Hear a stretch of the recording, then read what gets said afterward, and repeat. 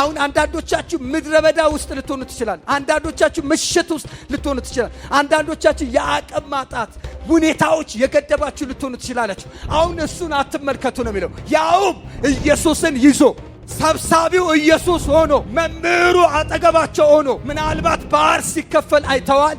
ባህሩ ጸጥ ሲል አይተዋል። አጋንንት ሲወጣ አይተዋል። ብዙ ታምራቶች አይተዋል። ሌላ የሚቀጥል ታምራት እንዳለ ግን ደቀ መዛሙርቱ ተጠራጠሩ። ልክ እኛ እንደምንጠራጠረው ውስጥ ገቡ።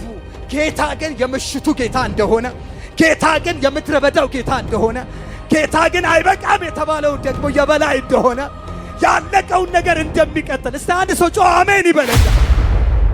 አሁን ዛሬ የማገለግላችሁ ቃል በእርግጥ እዚህ ጉባኤ አታውቁትም ብዬ አላስብም። አንዳንዶቻችን ከልጅነት እስከ እውቀት በተለይ በሰንዴ ስኩል ውስጥ ያደገን ሰዎች በሙሉ የምናውቀው ታሪክ ነው። ግን ታሪክ ብቻ ሳይሆን እውነተኛም ነገርም ጭምር ስለሆነ በጣም የሚገርማችሁ መጽሐፍ ቅዱሳችን ላይ ተደጋግሞ በአራቱም ወንጌላት የተጻፉ ጥቂት ታሪኮች ብቻ ናቸው። ለምሳሌ ማቴዎስ፣ ማርቆስ፣ ሉቃስ የዘገቡትን ዮሐንስ አልዘገበም። ዮሐንስ የዘገበውን ሌሎች አልዘገቡትም። አንዳንዱ ነገር ግን አራቱም ወንጌላት ላይ ደግሞ ተጽፎ እናገኘዋለን። ለምሳሌ ስለ ኢየሱስ ክርስቶስ ወደ ምድር መምጣት አራቱም ወንጌላቶች ዘግበውታል። መሞቱን ዘግበውታል። አመጣጡን በሚገባቸው መልኩ የኢየሱስን ነገር ገልጠውልናል። ልክ ነኝ አይደል? አሁን ከታሪኮች ከታምራቶች ደግሞ አራቱም ወንጌላት ውስጥ የምናገኘውን ታሪክ ነው ዛሬ የጌታ መንፈስ በልቤ ላይ ያስቀመጠው። እሱን ቃል ነው የማገለግላችሁ። ቢበዛ 10-15 ደቂቃ አታስቡ። ቃል ግን ሳትሰሙ አትሂዱ። ማርቆስ ወንጌል ምዕራፍ 6 ቁጥር 39ና 41 አነባለሁ። በተለይ ቁጥር 41 ባነበው ደስ ይለኛል። እንደዚህ ይላል የጌታ ቃል። 5ቱንም እንጀራ 2ቱንም ዓሣ ይዞ ወደ ሰማይ አሻቅቦ አየና ባረከ፣ እንጀራውንም ቆርሶ እንዲያቀርቡላቸው ለደቀ መዛሙርቱ ሰጠ ይላል። 5ቱንም እንጀራ 2ቱንም ዓሣ ይዞ ወደ ሰማይ አሻቅቦ አየና ባረከ። የዚህ ዓመት የመሬት ጥቅሳችን የበረከት ዝናብ አይደለ? ኧረ አሜን። እና እግዚአብሔር አምላክ እንዲበላቸው አለኝ። በጣም ልቤ ላይ የከበደው ከተገለጠው ችግር ነባራዊ ከሆነ ሁኔታው ከሚነግረን በላይ የተደበቀ በሰው ያልታየ በረከት አለ። ይሄንን ነው በላችኋል። እና ዛሬ ማታ ባጭሩ ማገለግላችሁ የተደበቀ በረከት ነው። እሱ ይገለጥ፣ እሱ ይታይ፣ እሱ እጃችሁ ላይ ይግባ። በደም ጮክ በሉና አሜን በሉኛ። ከተገለጠው ችግር፣ ከተገለጠው መከራ፣ ከተገለጠው ነገር በላይ ያልተገለጠው የእግዚአብሔር የበረከት እጅ ያገኛችሁ ዛሬ ማታ። አባቶይ አመሰግናለሁ። በዚህ ስላለው ክብር ደጋግመን ዕውቅና እንሰጣለን። አንተ ክበርልን፣ ከፍ በልልን። መገኘት ሸቶናል፣ እናመሰግናለን። ህልውና ተሰምቶናል፣ እናመሰግናለን። ደግሞ በብዙ መልክ ስናመልክ ቆይተናል። አሁን ደግሞ ድምጽ ልንሰማ ሁላችን ከእግሮች በታች አለን። ተናገረን፣ ድምጽ ያሻግረን። ክብር ሁሉ ላንተ ይሁን በኢየሱስ ክርስቶስ ስም አሜን። እንደነገርኳችሁ ይሄ ታሪክ የአምስት እንጀራ 2 ዓሣ 12 መሶብ መትረፍ ታሪክ ይባላል። እና ታሪኩ በጣም አስገራሚ ታሪክ ነው። አስገራሚ የሆነው ታሪክ ለምንድነው ታውቃላችሁ? ስናነበው ታሪክ ነው የሚሆንብን፣ ግን በመንፈስ ሆነን ግን ከኛ ህይወት ጋር ስናገናኘው ዛሬም እግዚአብሔር አምላክ እንደሚሰራ እጃችን ላይ ያለው ነገር እንደሚያበዛ፣ ኧረ አሜን አሜን፣ እጃችን ላይ ያለው ነገር እንደሚሰፋ የሚያሳይ አስገራሚ ታሪክ ነው። ክብር ለኢየሱስ ይሁን፣ ክብር ለኢየሱስ ይሁን። ቅድም እንደነገርኳችሁ ይሄ በአራቱም ወንጌላት ነው። ወንጌላውያኖቹ አታየት አላቸው። በእርግጥ ከወንጌላውያኖች የመጀመሪያ ጸሐፊ ማርቆስ ነው። ሁሉም ከማርቆስ ነው ተንተርሶ የጻፈው የዘገበው። የእግዚአብሔር መንፈስ ያብራራላቸውን የገለጡት ማለት ነው። አንዳንዱ አሁን እንደ ሉቃስ አይነቱ ታሪክ ሰምቼ ነው የሚለው እና ጥቂት በዓይኑ አየ፣ ብዙ ሰማ። ያ የሰማውን ግን በእግዚአብሔር መንፈስ ማብራራት ዘግቦልናል። ይሄኛው አሁን ያነበብኩላችሁ ታሪክ ሉቃስን ስታገኙ ሉቃስ ምዕራፍ 9 ላይ ታገኙታላችሁ። በማቴዎስ ደግሞ ሌዊ ማቴዎስ ደግሞ ይሄንን ታሪክ ደግሞ ሲዘግብልን በማቴዎስ ወንጌል ምዕራፍ 14 ላይ እናገኘዋለን። ዮሐንስ 6 ላይ እናገኘዋለን። አሁን ያነበብኩላችሁ ማርቆስ 6 ላይ ምን ያህል ኢምፖርታንት እንደሆነ ታሪኩ ይነግረናል። ዛሬ ታሪክ ብቻ አይደለም የምንሰማው፣ ከኛም ህይወት ጋር አዋህደን ብንሄድ የዚህ ታሪክ መነሻ የሚናገረው በጣም እንደውም ቀን ለማሚ እየነገርኳት ነበር። ምንድነው የነገርኳት? ኢየሱስ ክርስቶስ በገሊላ ያደረገውን ድንቅና ታምራት ያዩ ህዝብ በሙሉ ወደ ሌላ ከተማ እንደሚሄድ ከደቀ መዛሙርቱ ጋር ሲሄዱ አዩ ይልና እነሱ ደቀ መዛሙርቱና ኢየሱስ የሚንቀሳቀሱት ከአንድ አገር ወደ አንድ አገር የሚሄዱት ወይ በጀልባ ወይ በታንኳ ነው የሚሄዱት። እና ግን ህዝቡ ግን ኢየሱስን ከመፈለጉ የተነሳ ኢየሱስንና ደቀ መዛሙርቱን ቀድመው ወደሚገባበት ከተማ ተገኙ ይለናል። ጌታ ይመስገን። እና ሲገኝ እነሱ ቀድሞ ተገኙ፣ ኢየሱስ ደግሞ በዛ ስፍራ ተገኘ። በእርግጥ ይሄዱ የነበሩት ለእረፍት ነው። እና ኢየሱስ ክርስቶስ ደጋግሞ ከምድረ በዳ ቆይታ በኋላ አሁን ደግሞ የምታርፉበት ሰዓት ነው ይላቸዋል። ከዛ በኋላ በጣም የሚገርማችሁ ነገር ግን ኢየሱስ ክርስቶስ ህዝቡን ሲያይ ግን እረኛ እንደሌላቸው ህዝቦችና በጎች አያቸው፣ አዘነላቸው ይላል። የኛ አምላክ ስሜት አለው፣ ያዝንልናል፣ ይራራልናል። አዘነላቸው ይልና ከዛ በኋላ ትምህርቱን ቀጠለ እያስተማራቸው። በመሃል ደግሞ ድንቅና ታምራት እያደረገ ደቀ መዛሙርቱ ግን ለህዝቡ ማሰብ ጀመሩ። እና ያስቡ የነበሩት ምን እያሉ ነው? አሁን ቦታው ምድረ በዳ ነው፣ መሽቷል፣ ይህ ህዝብ ማደሪያ የለውም፣ የሚበላው የለውም የሚል ጥያቄ ለጌታ አቀረቡለት። እና ጥያቄው 4 ጥያቄ የተገለጠ ፊት ለፊታቸው ላይ ከሚታየው ታምራት ከሚሆነው ነገር በላይ ከሚማሩት ትምህርት በላይ የገጠማቸውን ጉዳይ ከህዝቡ በላይ ያሳሰባቸው ደቀ መዛሙርቱ ናቸው።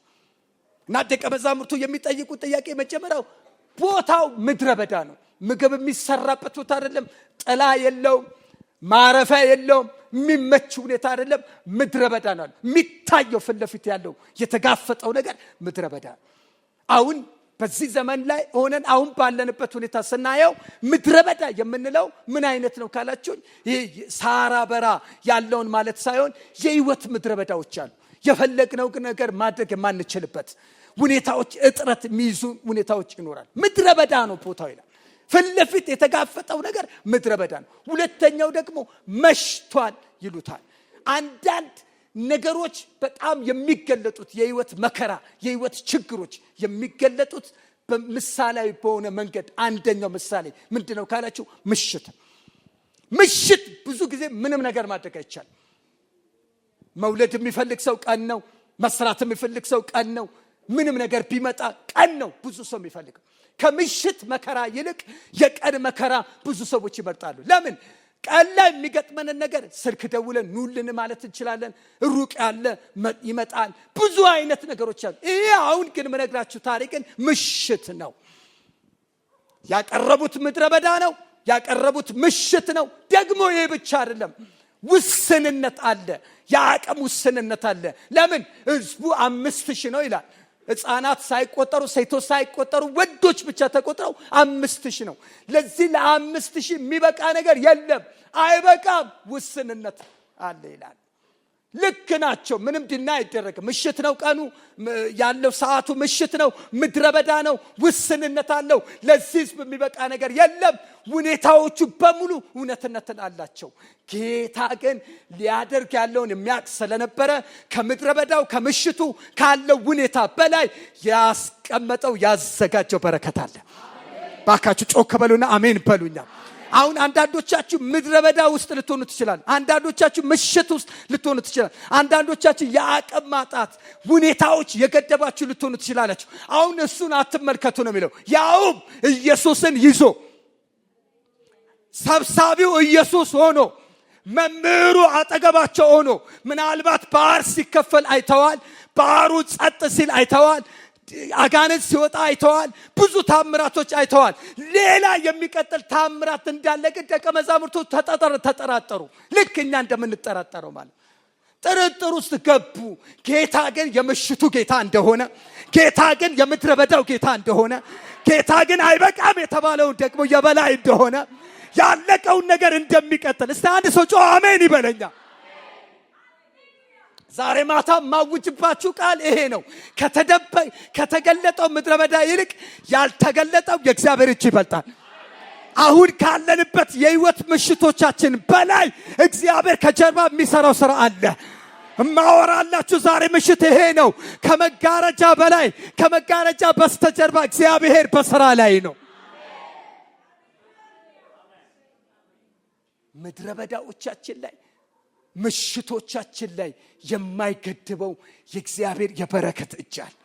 ጌታ እንደዚህ አለ፣ የምትበሉትን ስጧቸው አለ። የሚበሉትን ስጧቸው አለ። አሁን ደቀ መዛሙርቱ ጥያቄ ናል፣ ግን ራሳቸውን የሚበሉትን ስጧቸው ያለባቸው ሁኔታ ያውቃል፣ ግን ሊፈትናቸው ይህን ተናገረ ይላል።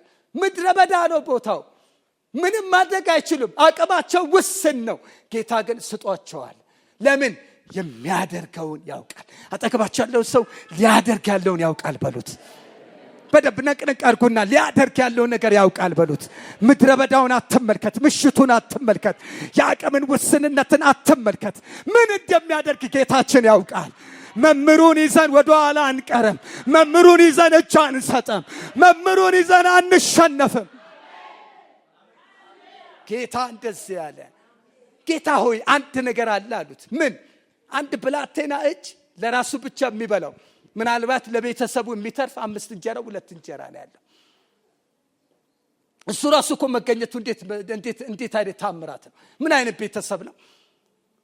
ምን እንደሚገጥመን አናውቅም። ምን እንደሚገጥመን አናውቅም። ምሽቱንም አናውቅም። ግን በቃ እንዳይረበ ያዝ የተባለ ነው የሚመስል።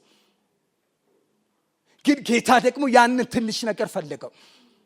ትዝ ይላችኋል ነገሥት መጽሐፍ ላይ እኔና ልጄ ብቻ በልተን ምን ሞተው ነው ያለው ትንሽ ነው። የአቅም ውስንነት አለ።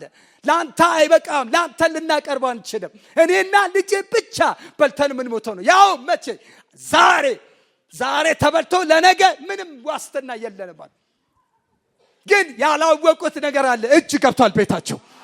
ከሚታየው ምድረ በዳ፣ ከሚታየው ባዶነት፣ ከሚታየው ነገር በላይ የማይታየው የእግዚአብሔር እጅ። በቀደም ለታድጉ ጉባኤ ላይ ስናገር ነበር። የእግዚአብሔር እጅ ከኤልያስ ጋር ነበረች ይላል። ለካ ኤልያስ የሆነ ቦታ ሲገባ ብቻውን አይደለም የሚገባው፣ ከእጅ ጋር ነው የሚገባው። የእግዚአብሔር እጅ ከኤልያስ ጋር አብሮ ስለነበረ የገባበት ቦታ ሁሉ ያነሰ ነገር ይበዛል። ያነሰ ነገር ይበዛል። አለቀ የተባለ ነገር ይቀጥላል። እኔ አላውቅም። ዛሬ ማታ አትልመዱ። የጌታን ነገር መልእክት አድርጋችሁ ውሰዱ። ጨለማውን የሚሰብር የእግዚአብሔር እጅ በላችሁ ላይ ይመጣል። ጌታ እንደዚህ ነው ያለው። አምጡት አለ። የለም አትበሉ፣ አምጡት። ትንሽ ነው አትበሉት፣ አምጡት። አትናቁት፣ አምጡት። ይሄ ለኔ ብቻ ነው የሚበቃው ለሌላ አይተርፍም አትበሉ፣ አምጡት። ከሕፃኑ እጅ ኢየሱስ እጅ ገባ። ያ የሚታየው የሚያቁት እንጀራ የሚያቁት አሳ ከጥቂት ደቂቃ በኋላ ነገሩ ተቀየረ፣ ነገሩ ተለወጠ። ምንድነው ሲባል እጅ ተቀይሯል። ትንሽ እጅ ላይ አይደለም ያለው። አሁን ሰማይ ምድሩ በእጁ የያዘ አምላክ፣ ዓለማትን ሁሉ በእጁ የሚያስተዳድር አምላክ እሱ እጅ ላይ ገባ። እንዲህ አለው፣ ባረከው ይላል። ዛሬ የበረከት ቃል አወጣባችኋል። የበረከት ቃል ይወጣባችኋል። ያላችሁ ነገር ይበዛል። ምሽት ነው ያላችሁትን እግዚአብሔር ያነገዋል። ምድረ በዳ ያላችሁትን ነገር እግዚአብሔር ያለመልመዋል።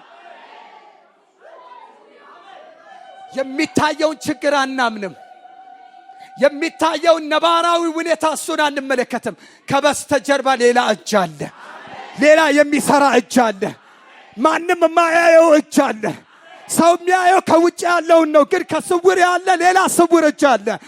ነገር የሚያበዛ እጅ አለ። ነገር የሚያሳድግ እጅ አለ። ነገር የሚያስቀጥል እጅ አለ። ስጋትን የሚያነሳ የእግዚአብሔር እጅ አለ። ታዲያ እግዚአብሔር ከተገለጠው ችግር በላይ የተሰወረው የራሱ በረከት ወደ ህይወታችን ላይ እንዲመጣ 2 ነገር ብቻ ልንገራችሁ። አንደኛ አብራችሁ ያለውን ጌታ አመኑት። እንመነው ጌታ። አረ አሜን በሉኛ። አትጠራጠሩ፣ ተመኑት ጌታ። አረ አሜን አሜን አሜን። ባለፈው ሳምንት ነው የሆነ ጊዜ ተናግሬያለሁ። ለደህንነታችን እርግጠኛ ከሆነ ወደ ሲኦል እንደማንድ እርግጠኞች ከሆነ መዳናችንን እርግጠኞች ከሆነ አሁን ብንሞት ወደ ጌታ እንደምንሄድ እርግጠኞች እንደሆንን ሁሉ ለህይወታችን ለሚገጥሙን ፈተናዎቻችን በሙሉ እግዚአብሔር ያንን እንደሚቀይረው እንደሚለውጠው ሙሉ እምነት ሊኖር ይገባል። ኧረ አሜን አሜን። የደቀ መዛሙርቱ መሰረታዊ ችግር ምንድነው ሲባል በየፌርማታው ይጠራጠራሉ። ተጠራጣሪዎች ናቸው። እምነት ጎደላችሁ ተብሏል። እምነት የላችሁም ተብሏል። የእምነት ጉዳይ እነሱ ጋር ያነሰ ነው። ይዘምራሉ ግን አያምኑም። የሚሰበከውን ቃል አያምኑም። ጌታ የሚነግራቸውን ቃል አያምኑም።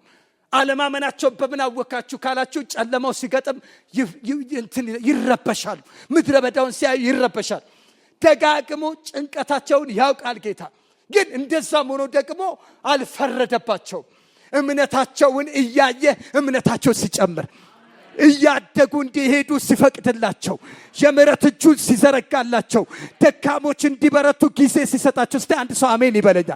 ዛሬ እነዚህ የምናያቸው ድንቅ ሐዋርያቶች ይህን መጽሐፍ አይጽፉልንም ነበር ኢየሱስ ባይታገስላቸው ነው። እንደፈረደባቸው በዛው ቢቀር እናንተ እንዲህ ናችሁ ብሎ ቢተዋቸው ኑሮ እነዚህ ሰዎች ወገኖቼ አናገኛቸው ነበር። መጽሐፍ ሲናገር ግን እምነታቸውን እያየ የሚረዳ ጸጋ፣ የሚያግዝ ጸጋ አይዟችሁ እያለ በአብሮነቱ ክፍተታቸውን እየሞላ አብረው ሄዱ። አንድ ነገር ልንገራችሁ፣ ትላንትና የእግዚአብሔርን ታምራት አይተነው ከሆነ ዛሬም ታምራቱ አላቆመም፣ ይቀጥላል ታምራቱ። እግዚአብሔር በሆነ ነገር ላይ ለምነነው ደርሶልን ከሆነ ያ የደረሰልን አምላክ ዛሬም ክንዱ አልዛለም፣ ጉልበቱ አልደከመም። እግዚአብሔር አምላካችን በስራ ላይ ነው። አጠገባችሁ ያለ ሰው እመነው ጌታን በሉት። ድግፍ አድርገህ እመነው በሉት። ሳትጠራጠረው እመነው በሉት። ምድረ በዳውን ታልፈዋለህ በሉት። ለማን እንደሚናገር እኮ ስለማላውቅ ነው፣ ግን እግዚአብሔር እዚህ ቤት ላሉ ሰዎች እየተናገረ እንደሆነ አምናለሁ። ምድረ በዳውን ያቋርጣል ጌታ፣ ጨለማ ሁሉ ይገፈፋል። እና ምን በሉን? እመኑት፣ አትጠራጠሩ። የበረከት እጅ አለ። እግዚአብሔር እባርካለሁ ካለ ይባርከናል። እግዚአብሔር እለውጣለሁ ካለ ይለውጣል። እግዚአብሔር እንደ አፉ ቃል ነው፣ የተናገረውን ሁሉ ይፈጽመዋል። ግዴላችሁም፣ አትጠራጠሩ፣ ይፈጽመዋል። ልክ ነው፣ ማዕበሉ ያናውጣል። ልክ ነው፣ ያላችሁበት ነገር ምን እየሆነ ነው ያስብላል። እሱን ከማመናችሁ በላይ ማመን ያለባችሁ ሌላ አለ። ከሚታየው ነገር ይልቅ የማይታየውን ማመን አለብን። ኧረ አንድ ሰው አሜን ይበለኛ። ከፍ አድርጉ እጆቻችሁን፣ አቋም አሰሙ። የሚታየውን አላምንም በሉ እስቲ። የማይታየውን ግን አምናለሁ በሉ እስቲ። ስውሩን እጅ አምናለሁ በሉ እስቲ።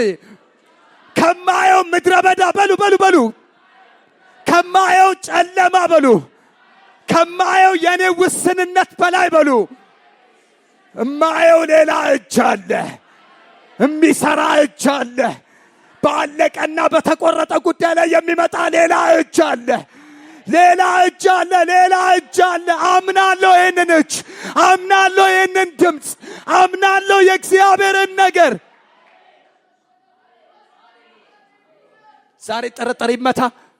ዓመቱን በጥርጥር የጀመራችሁ ሰዎች ጥርጥር ይመታ። እንዴት ነው መቀጠለው እያላችሁ ስጋት የተሰማችሁ ሰዎች ትኖሩ ይሆን? እግዚአብሔር ዛሬ ማታ ይምታው። የያዝነው ጌታ አስተማማኝ ነው። የያዝነው ጌታ አስተማማኝ ነው። አስጀምሮ ሜዳ ላይ አይተወንም። አስጀምሮ በጭራሽ ለምድረ በዳ አሳልፎ አይሰጠንም። በጭራሽ አስጀምሮ ለጨለማው አሳልፎ አይሰጠንም። ሰብሳቢው ያውቅበታል፣ አዛኙ ያውቅበታል። አንድም ደቂቃ ሳንጠራጠር በሙሉ እምነታችን እንመነው። ጉባኤ ላይ ስንመጣ ብቻ አይደለም እምነት፣ ሰው የሌለበት ቦታ ላይ እምነት፣ እዛ ጨለማ ላይ እምነት፣ እዛ ምድረ በዳ ላይ፣ እዛ ብቸኝነት፣ እዛ ሰው የማይደርስበት እሱ ላይ እምነታችን ከፍ ይበል። ያስወጣኛል በሉ፣ ይረዳኛል በሉ፣ ያግዘኛል በሉ። በቃ ከማየው በላይ የማናየው ይበልጣል በሉ። እኔ ማየው በመንፈሴ ነው። እግዚአብሔር ስውር እጅ ዘርግቷል። እጅ ተዘርግቷል። ክብር ለኢየሱስ ይሁን። ሁለተኛው ምንድነው ያለው ጌታ በሰላችሁ? አምጡት ብሏል።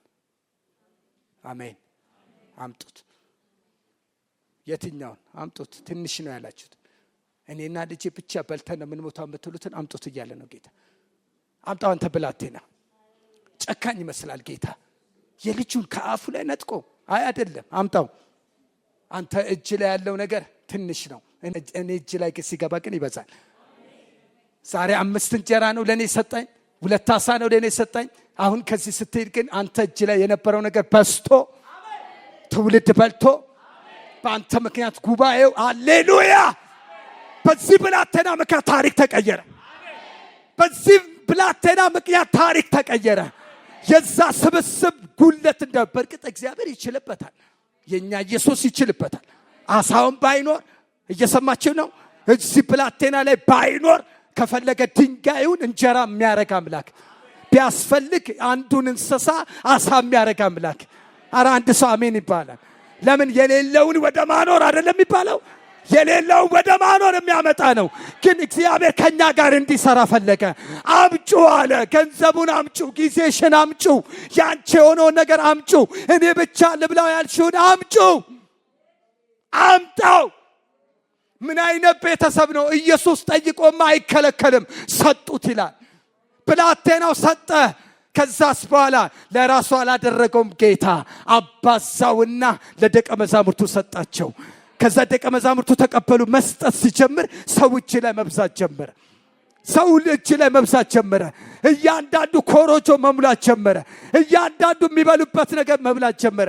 ወዳጆች ወይ በጣም አንዳንዱን ነገር በፕሪንሲፕል እመኑ። አምጡ ካለ አምጡት፣ አትከራከሩ። እግዚአብሔር ከፈለገው ስጡት። አንዳንዴ በቃ ይሄ ጉዳይ በእቅድ መመራት ጥሩ ነው። እቅድ አስፈላጊ ነው፣ መጽሐፍ ቅዱሳዊ ነው እቅድ። ግን አንዳንዱ ነገር ደግሞ ጌታ ከፈለገ አምጣው ካለ ይሄው በስሜት አይደለም፣ በመነዳት አይደለም፣ በፕሮፓጋንዳ ወይም ሰው በሚቀሰቅሰው አይደለም፣ ግን መንፈስ ይነግረናል። ለካ እግዚአብሔር የሚፈልገን አምጡ ሲለን ሊያጎለን አይደለም። አረ አንድ ሰው አሜን ይበለኝ። ይህንን እውነት ነግራችሁ ሊያጎለን አይደለም አምጡ የሚለን፣ ሊያበዛው፣ ሊያባዛው፣ ሊያትረፈርፍ። አረ ኢየሱስ ክርስቶስ ጌታ ነው። ወዳጆች ዛሬ ምሽት ነው መነግራችሁ፣ የተደበቀው የእግዚአብሔር በረከት በእኛ ላይ እንዲመጣ ካስፈለገ እጃችን ላይ ያለውን ትንሽ ነው እኔ በልቼው ለእኔ እኔ ቤቴ እኔ ያልነውን ነገር በሙሉ ለጌታ እንስጠው። ካበዛው አንተ የምታበዛ አምላክ፣ አንተ ካበዛው ይኸው 1,000 ብር ከሆነ እጅ ላይ ያለው ይኸው፣ ይሄ ነው አንተ የምትፈልገው ይኸው። ለካ እግዚአብሔር እጅ ላይ የገባ ነገር ሁሉ ይበዛል። ዛሬ ማን ነው ይሄው ሰጣለሁ በሉት። ህይወቴን እንካ፣ ገንዘቤን እንካ፣ ሰዓቴን እንካ፣ ላንተ የሆነው ነገር እንካ፣ አንተ ከፈለከው እንካ ብለነው ዛሬ ማታ እንውጣ።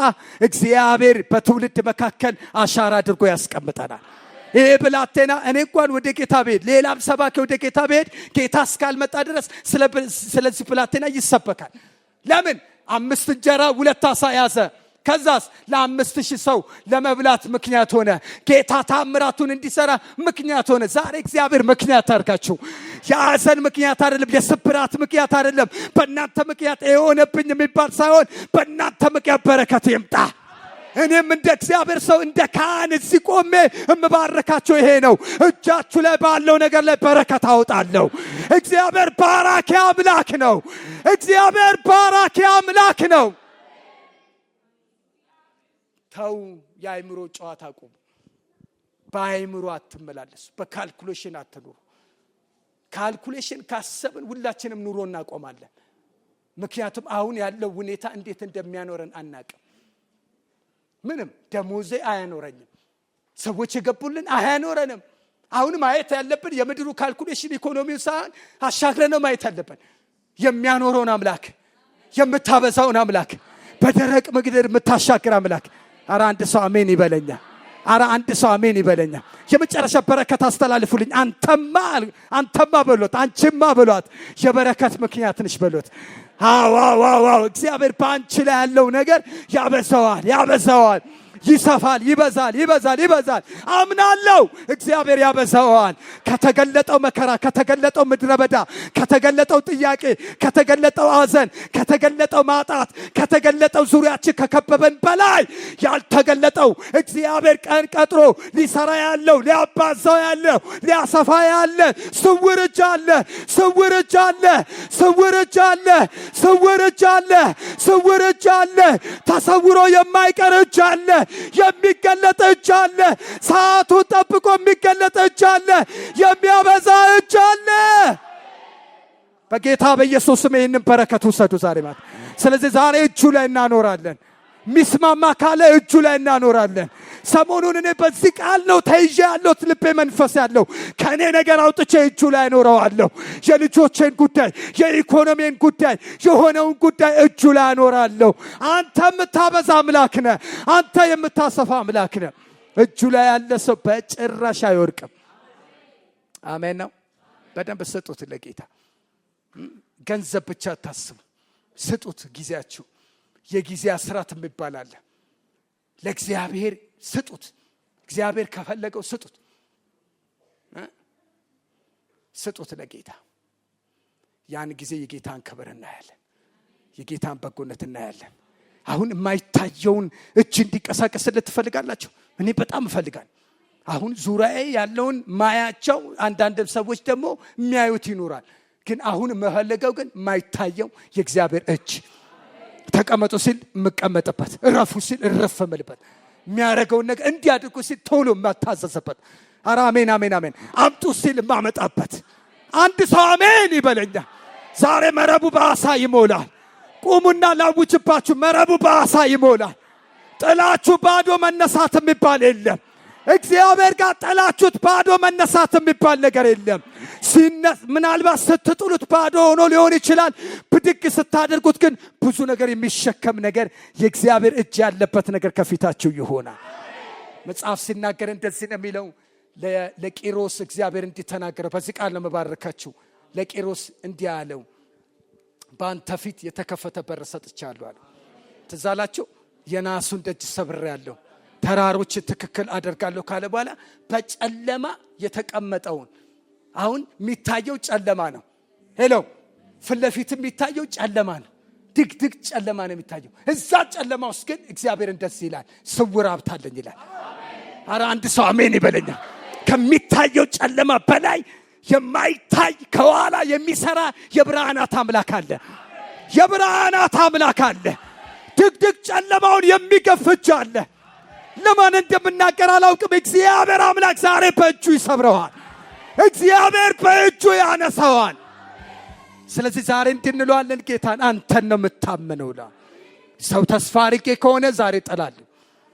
ሰው የገባልኝን ኪዳን ካለ እሱን እተዋለሁ። አንተ ላይ ብቻ አይኔን አደርጋለሁ። የኔ ረዳት አንተ ነህ። የኔ ተስፋ አንተ ነህ።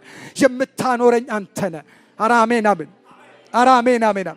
የምታኖረኝ አንተ ነህ። እጅን ተስፋ አደርጋለሁ። በእጅ እንቀሳቀሳለሁ። እጅ ነው የኔ መመኪያ። እጅ ነው የኔ መደገፊያ። ከእጅ የሚለቀቀው ነው የምፈልገው። በሰው የሚመጣውን ሳራ አብርሃም የሰጠች ለአጋር መንገድ ላይ አልቋል። አንተ የምትሰጠው ግን ዘላቂ ነው። ምድረ በዳውን ሁሉ ያቋርጣል። እጅን ነው ተስፋ የማደርገው። አምናለሁ በሉት። አልጠራጠርም፣ አምናለሁ በሉት። በጭራሽ አብሬ በእምነት ከአንተ ጋር ወክ አረጋለሁ በሉት። ጌታ ወክ አረጋለሁ። ጌታ ስትናገረኝ በእምነት ማልፍበት ጨለማ ምድረ በዳ ሲመጣ ያንን በእምነት አልጠራጠርም። ልዋጥ ነው አልልም። ልሸነፍ ነው አልልም። እጅ ልሰጥ ነው አልልም። ልንበረከክ ነው አልልም። ምድረ በዳውን እግዚአብሔር ኤደን ገነት ያደርገዋል። ምሽቱን ብርሃን ያደርገዋል። ጌታ ብሎኛል። በእውነት ይህን ቃል በጣም አውጅባቸዋለሁ። እግዚአብሔር ከብዙ ሰዎች ላይ ውስንነትን ያነሳል። ውስንነት ይነሳ። ውስንነት አይበቃም፣ አይተርፍም። እጃችን ላይ ይሄ ነው ያለው። በዚህ ምን እናደርገዋለን? የአቅሙን ውስንነት እግዚአብሔር አምላክ የወሰናችሁን ነገር ሁሉ እግዚአብሔር ከመንገዳችሁ ላይ ያነሳዋል።